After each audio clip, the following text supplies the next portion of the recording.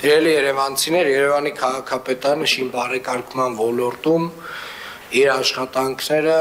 բազմապատկել է նախորդ ժամանակաշրջանների հետ համեմատած եւ նմանատիպ բարեկարգման աշխատանքները իհարկե դարձել են սովորական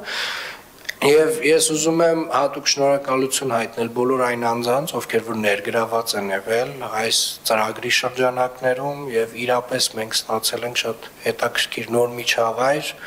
նոր կասկադ, նոր վարչական շրջանում այնտեղ իրականացրել ենք մոտ 6-7 հեկտար տարածքի վրա ծառատունք, իրականացրել ենք ոռոգման համակարգի աշխատանքները, պարոն Բեգոյանն են կազմակերպել այդ աշխատանքները եւ նրանց նույնպես շնորհակալություն, բոլոր այն անձանց, բոլոր այն երևանցիներին, ովքեր որ մեզ հետ նաեւ մասնակցեցին ծառատունքին, նրանց շնորհակալություն եւ հուսով եմ, որ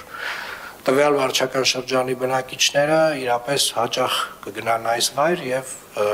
նոր գեղեցիկ միջավայրում կանցկացնեն իրենց հանգիստը։ Եվ եւս մեկ անգամ վերհիշելով Երևանի քաղաքապետարանի ծրագրերը, հարգելի գործընկերներ, երբ որ մենք քիչ ենք խոսում, եւ մենք քիչ ենք խոսում դա վստահաբար, որովհետեւ այն ծավալի աշխատանքը, որ այսօր է անում Երևանի քաղաքապետարանը, որևէ մի 10-ամյակի կամ 20-ամյակի հետ համեմատելը դժվար է։ Եվ այդտեղ վստահաբար այդ ծավալի աշխատանքների մեջ լինում են նաև խնդրահարույց հարցեր, ինչպես նաև ունենք մանկապարտեզներ, ունենք այգիներ 1-2 հատ, որ տենց դժվար է process-ը գնում,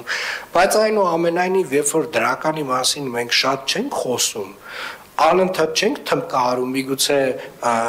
սխալ համեստությունից ելնելով, նա գնում են, բան են, ասֆալտ են սկսում քերել ճկուտներով։ Միտեղ, որտեղ որ Երևանի քաղաքապետարանը աշխատանքը չի ընդունել։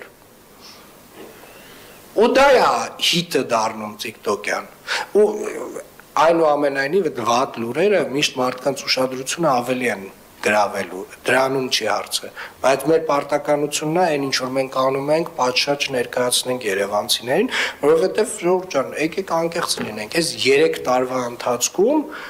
այս ծավալի աշխատանքներ, երամյա այս քաղաքապետարանի աշխատանքների ծավալը միգուցե համեմատելի է նախորդ 10-15 տարվա ծավալների հետ։